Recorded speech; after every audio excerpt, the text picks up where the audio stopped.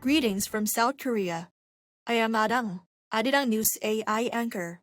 Here is the news making headlines today. President Lee Jae-myung has called for bolder measures to address potential energy supply disruptions stemming from the Middle East conflict, and he even raised the possibility of using an emergency presidential decree. Presiding over a cabinet meeting this morning, Lee said that if legal or regulatory barriers slow the government's response, he would consider invoking the Presidential Emergency Financial and Economic Order. Under South Korean law, the order allows the president to take immediate action with the force of law in the event of a serious economic crisis. It was last invoked in 1993 when the government introduced a real-name financial transaction system. Federal Reserve Chair Jerome Powell told Harvard students on Monday that the Fed will hold interest rates steady and watch how the Iran war reshapes the U.S. economy before making any move. Speaking on campus in Cambridge, Massachusetts, Powell acknowledged that the Fed now faces a direct conflict between its two core mandates of keeping prices stable while protecting jobs as the Iran war enters its fifth week, and national gasoline prices climb to an average of $4 a gallon. Brent crude traded at $111 a barrel on Monday, and West Texas Intermediate rose to $102. Markets had priced in a rate hike last week, but after Powell's remarks, those expectations disappeared. The Fed left its benchmark rate unchanged at 3.5 to 3.75% earlier this month. Powell's term ends on May 15th, with Trump nominee Kevin Warsh set to succeed him. Hanwha Defense USA and Hanwha Philly Shipyard have won their first U.S. Navy subcontract, a significant step into the U.S. defense market.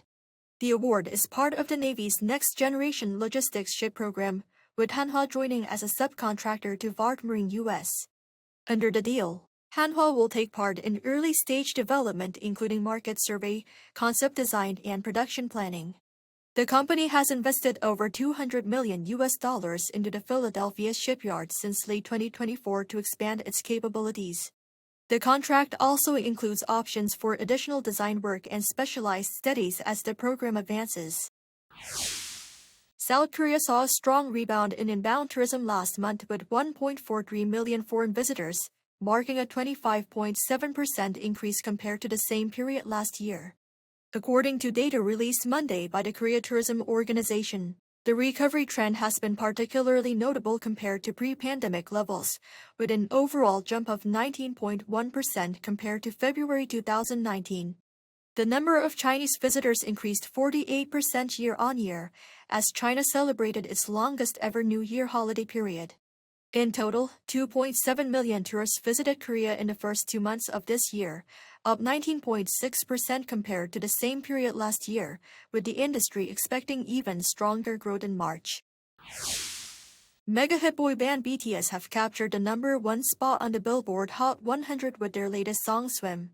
Billboard's confirmation on Monday marks the 7th time the group have topped the chart.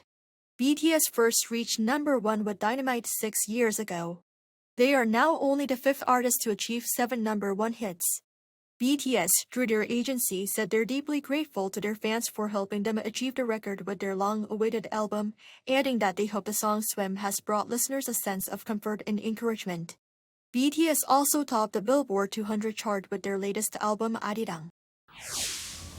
That is all from me today. Thank you for watching.